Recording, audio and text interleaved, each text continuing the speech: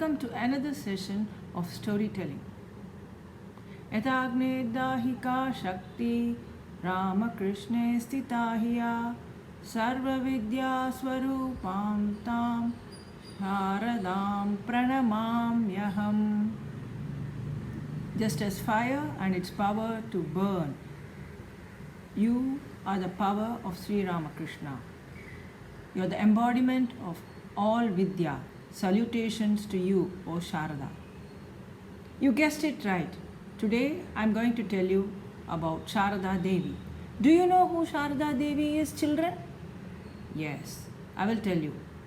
The picture to my right is the monk who conquered the world, Swami Vivekananda. In the middle is his guru, Sri Ramakrishna. And to my right is Sharada Devi, the spiritual companion and wife of Sri Ramakrishna. In every age, the formless infinite Brahman appears on the earth along with his Shakti to uplift the good and to protect the good and to transform the wicked. When he came as Rama, his Shakti, Sita, came along him. When the Brahman appeared as Krishna, the Shakti, Radha, came along. When the Brahman appeared as Ramakrishna, Shakti, Sharada Devi came along. Yes, Sharada Devi is the Shakti of Sri Ramakrishna, the Adya Shakti. Now I am going to tell you a few life incidents from this amazing lady's, woman saint's life. There was a small village in Bengal. It was surrounded by nature's bounty. The people of the village lived a simple life by tilling the fields around the village. The vivid natural colors of the village was not spoiled by dust and smoke of industrial towns. The light of the blue sky above, the green leaves around the village that changed shade according to the season, and the yellow cornfields all blended to give a picture of Jairam Bhati in the middle of the 19th century. There lived in that village Ramachandra Mukhopadhyaya, a pious Brahmin, and his wife Shyama Sundari. They were not well off, but they were contented. It was foretold in a divine vision that they would have a divine female child who would bring them great luck. On December 22nd, 1853, Shyama Sundari gave birth to a girl baby. The parents hugged the baby, the light from heaven, and experienced divine bliss. This firstborn was brought up with tender loving care, and the little girl grew up in the rustic atmosphere of Jairam Bhati. This little girl, Sharada, as she was called by her parents, was of an extraordinary mental makeup. She always loved simplicity. She was the peacemaker whenever her playmates quarreled. She never quarreled with her playmates. When this infant prodigy sat in deep meditation, even grown-ups were dumbfounded. She was the embodiment of grace, purity, and simplicity. In her, one saw sweetness, wisdom, gentleness, and playfulness. Her life was one long, still prayer. From a simple village girl, she went on to be the head of a great monastic establishment. In her flowered many of the excellent virtues of Indian women. As soon as she was physically fit, she helped her mother in the kitchen. Sometimes she cooked alone also. The rice pot was so heavy to lift from the oven that she asked her father to help. She would bring water from the village pond. She would wade through neck deep water to cut grass for the cattle. Do you know how she learned to swim? She would throw an empty pitcher of water on the pond and use it as float and learn to swim. Now, all these things I narrate will give you a picture of life in the 19th century India also. Life in the Indian villages. She used to go to cotton plantations with her mother and bring cotton and make it into thread. This thread was used to make the sacred thread which they use in Upanayanam. In this way, the women of the family supplemented the family income. She used to carry tiffin to the workers in the paddy field. Do you know what tiffin it was? Not Lays or Cheetos. It was puffed rice. Once there was a terrible famine in Jairampati village. The people were very, very hungry. They all flocked to Ramachandra Mukhopadhyay's house, that is Sharada Devi's house, where Sri Ramachandra Mukhopadhyay arranged for the villagers to have khichdi. Lots and lots of people came to eat that khichdi. Sometimes there was such a large number of villagers that the khichdi ran short and fresh khichdi had to be made. Little Sharada used to fan the khichdi placed on tiny leaf plates. The villagers who waited for the fresh khichdi used to suffer terrible hunger pangs.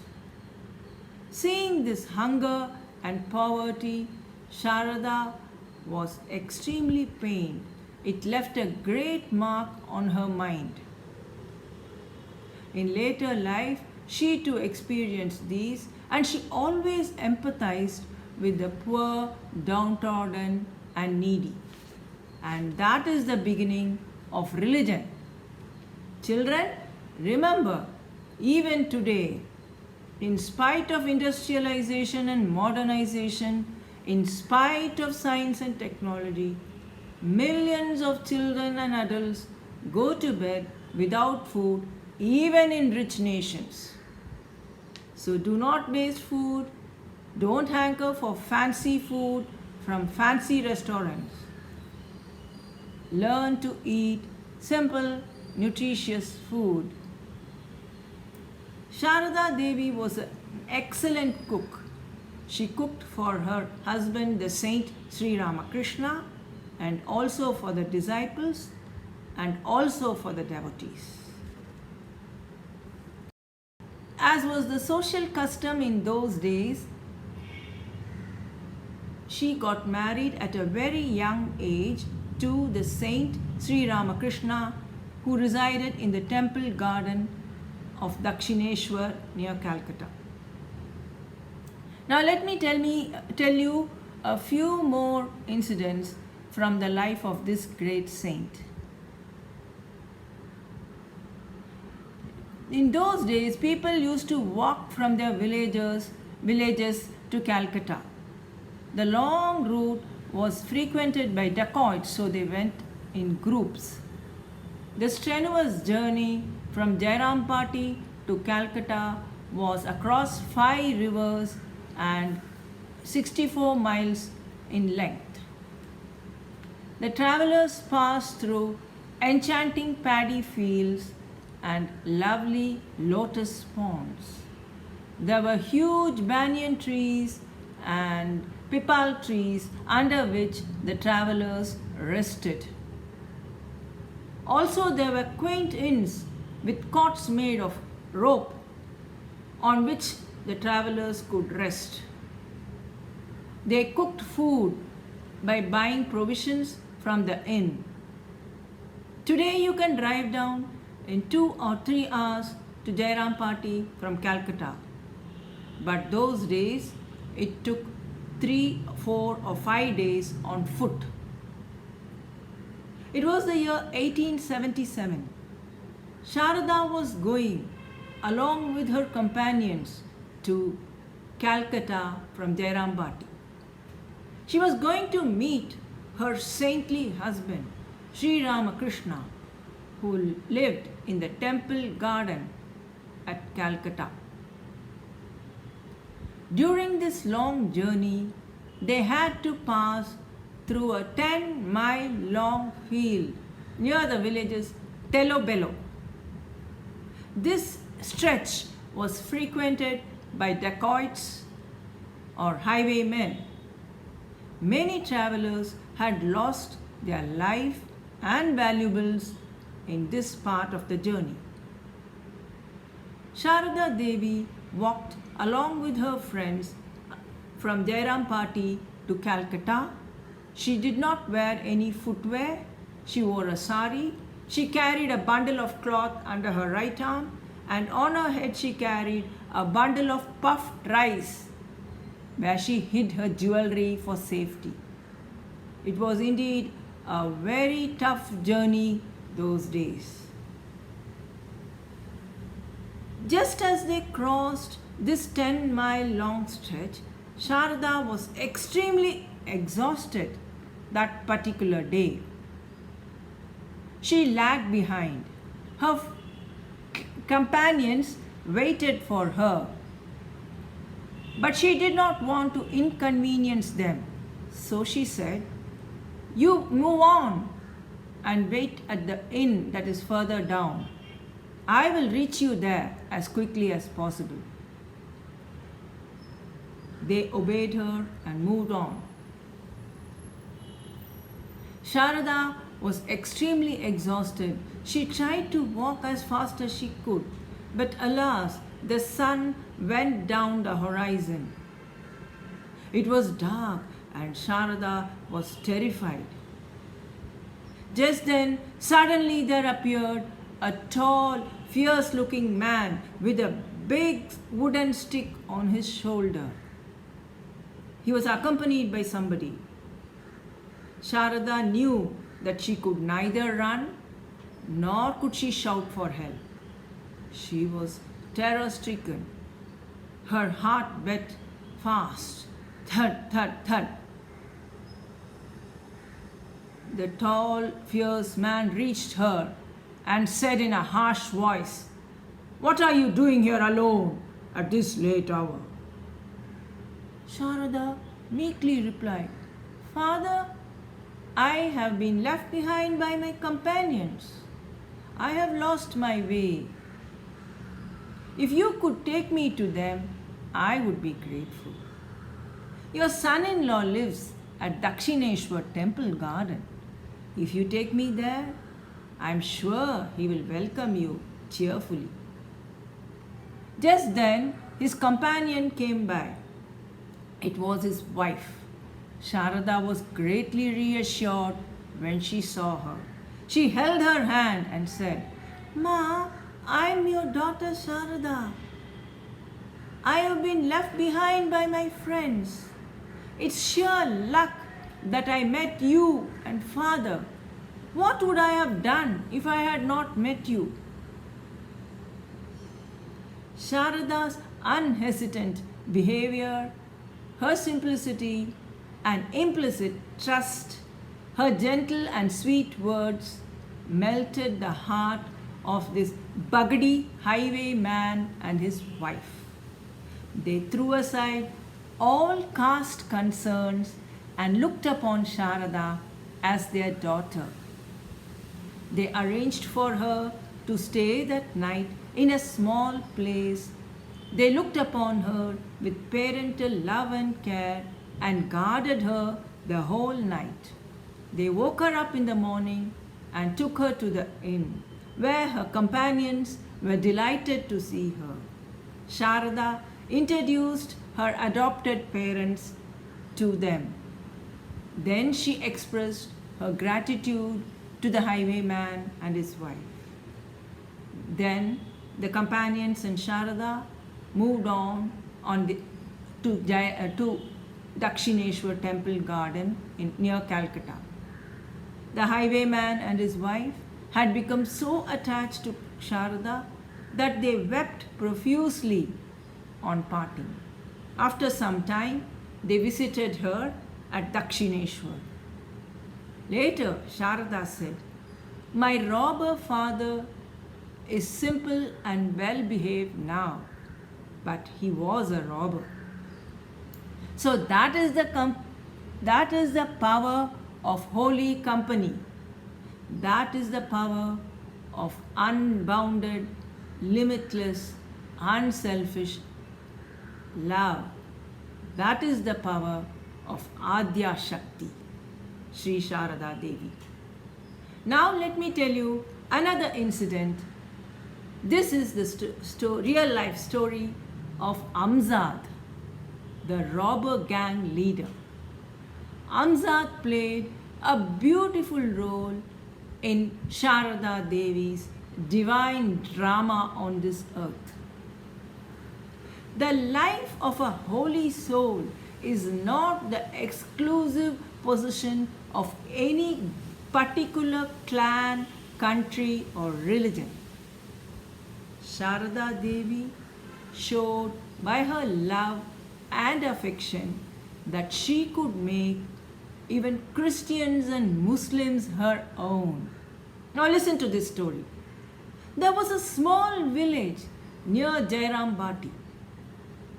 The villagers cultivated silkworms. The British imported silk, so local silk lost value.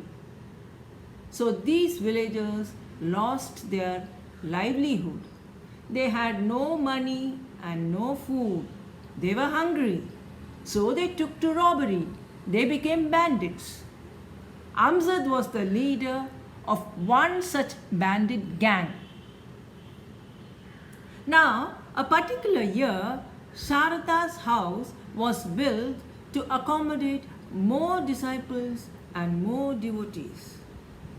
The disciple in charge of the construction employed Amzad and some other Muslim workers for the construction work. The narrow-minded villagers said, "Don't employ them, they are evil." Sharada kept quiet and did not listen to them. She treated the workers with loving kindness and spoke to them in a sweet, gentle voice. And these former convicts called her Ma, and they did a very good job and were very well behaved. The villagers later said, "By Mother's grace, even convicts have become well behaved." Once, Mother invited Amzad for lunch. He sat in the porch and Sharada's niece served food. As was the custom in those days, she threw food from a distance on his leaf plate. Seeing this, Mother was shocked. She said, "How can anyone enjoy food if it is thrown with such scorn?" "I will serve him," she said. And she served Amzad with loving care. After he finished eating, she wiped the place with her hands. Her niece shrieked, "Aunt, you will lose your caste." Mother said, "Keep quiet," and added, "Just as Sharat is my son, so also is Amzad." The magnitude of this sentence must be understood. Sharat was the disciple of Bhagavan Sri Ramakrishna and a saint of many holy virtues. And Amzad was the robber gang leader and a Muslim worker. But in her mother's eyes, they were both the same. Sharada proved to the world that she was the mother of the good and the evil. She showed by being kind and affectionate to Amzad that the fire of divinity could be kindled in him, and even Amzad, a lowly, weak person, came to realize that he was the son of the universal divine mother. Sharada Devi demonstrated through Amzad that the power of evil can be overcome by love and affection. It was because of this that Sharada's house in Jairam Party was never attacked by these Muslim convicts. That is the power of unbounded, unselfish, unlimited love. That is the power of Adya Shakti. Ya Devi Sarvabhuteshu Matrurupena Samstita Namastasyai Namastasyai Namastasyai Namo Namaha.